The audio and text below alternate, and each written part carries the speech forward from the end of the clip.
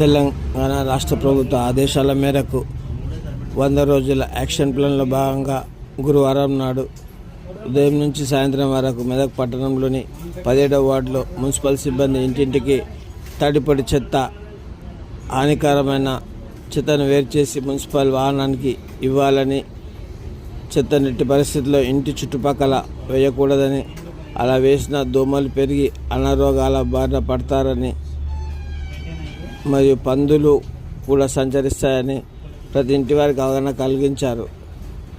వార్డులో రోడ్డుకు ఇరువైపులా గల పిచ్చి మొక్కలను తొలగించడంతో పాటు మురికి కాలువలను శుభ్రపరిచారు. ఈ కార్యక్రమం municipal commissioner G. Srinivasa Reddy, sanitary inspector A. Nagaraj, environment engineer Venkatesh, ward అధికారులు, శానిటరీ జవాన్లు, మున్సిపల్ సిబ్బంది, వార్డు ప్రజలు తదితరులు పాల్గొన్నారు.